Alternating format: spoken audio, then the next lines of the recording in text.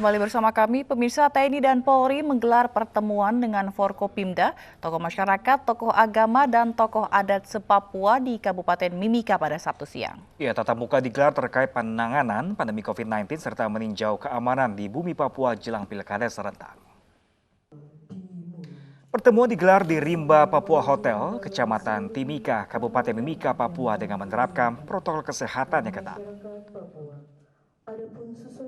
Pertemuan ini untuk meningkatkan sinergi penanganan pandemi COVID-19 di Papua dan Papua Barat.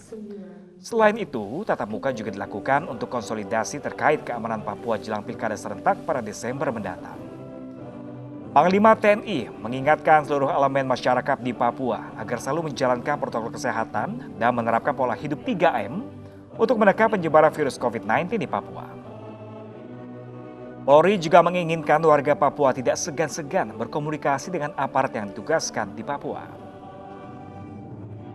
Karena seluruh elemen masyarakat memiliki fungsi yang sangat strategis dalam pembangunan dan bertujuan untuk mensejahterakan dan kemajuan rakyat Papua dan Papua Barat dan seluruh rakyat Indonesia. Biar kita sama-sama komunikasi sehingga apa yang dimaui oleh pemerintah, terutama TNI Polri dengan masyarakat sama. Tentunya kedatangan TNI Polri misalnya di Papua adalah khusus untuk jatakan rakyat, untuk melakukan pengamanan ya, sehingga komunikasi itu hal yang sangat penting digunakan, dilakukan. Susunan kepengurusan Majelis Ulama Indonesia periode 2020 hingga 2025 telah diumumkan. Sejumlah nama baru mengisi struktur kepengurusan lembaga besar ini.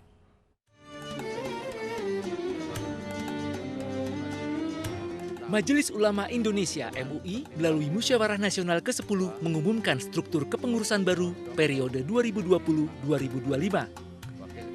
Sejumlah nama perwakilan dari PBNU terpilih melalui sidang formatur yang beranggotakan 17 orang. Susunan kepengurusan diumumkan oleh Abdullah Jaidi sebagai Ketua Steering Komite Munas ke-10 MUI 2020 di Jakarta, Jumat kemarin.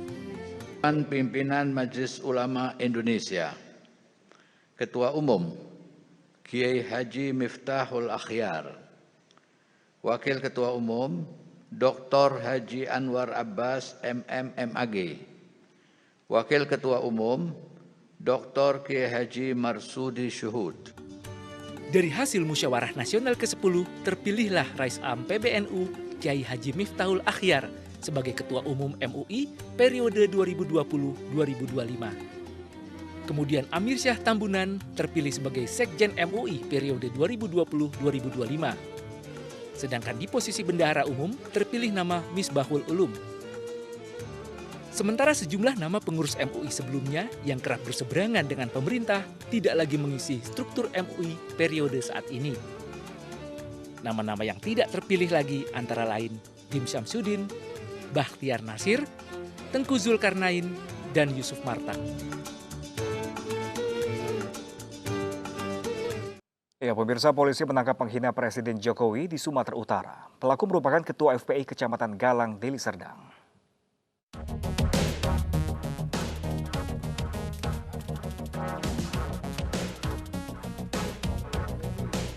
Tim Subdit 5 Cybercrime di Treskrimsus Polda Sumatera Utara menangkap Ketua FPI Kecamatan Galang, Deli Serdang, Sumatera Utara karena menghina Presiden.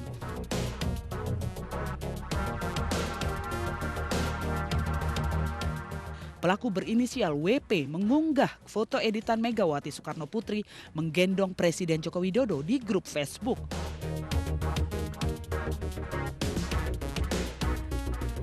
Polisi menyita barang bukti 3 unit ponsel, KTP, dan borgol dari tangan pelaku. Ya, setelah dilakukan pemeriksaan interogasi, dia bilang dia kurang senang dengan kepemimpinan Bapak Presiden, itu aja. Jadi sekarang beliau sedang kita intensifkan pemeriksaannya dan sudah kita amankan. Dia dituduhkan dengan melanggar pasal 45 ayat 3 junto pasal 27 ayat 3 Undang-Undang RI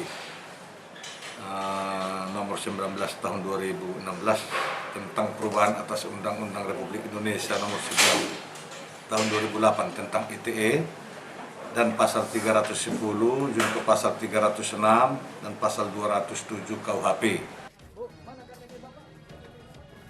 Pelaku yang sudah menjadi tersangka kini ditahan untuk pemeriksaan intensif dan terancam hukuman lebih dari 5 tahun penjara. Polisi sedang mengembangkan kasus ini dan mencari pelaku lain yang berada di grup media sosial yang sama. Dari Medan, Sumatera Utara, Aminur Rashid, iNews melaporkan.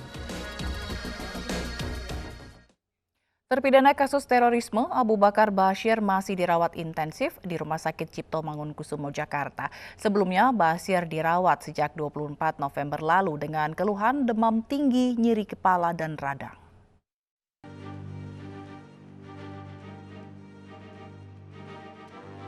Hingga hari keempat terpidana kasus terorisme Abu Bakar Ba'asyir masih dirawat di RSCM Jakarta. Di luar RSCM, tidak tampak penjagaan ketat oleh aparat Densus 88 anti teror seperti saat Ba'asyir disidang. Selama dirawat, Abu Bakar Ba'asyir dikawal petugas lapas Gunung Sindur dan kepolisian. Tahun lalu Ba'asyir berpeluang menghirup kebebasan setelah Yusril Ihza Mahendra yang saat itu menjadi kuasa hukum tim kampanye nasional Joko Widodo Ma'ruf Amin berhasil melobi presiden. Namun pengasuh pondok pesantren Al-Mu'min Ngruki Sukoharjo, Jawa Tengah itu menolak menandatangani dokumen pembebasan bersyarat karena menginginkan bebas murni tanpa syarat. Hingga kini, Abu Bakar Ba'asyir telah menjalani 9 tahun hukuman penahanan setelah divonis 15 tahun penjara pada tahun 2011 lalu.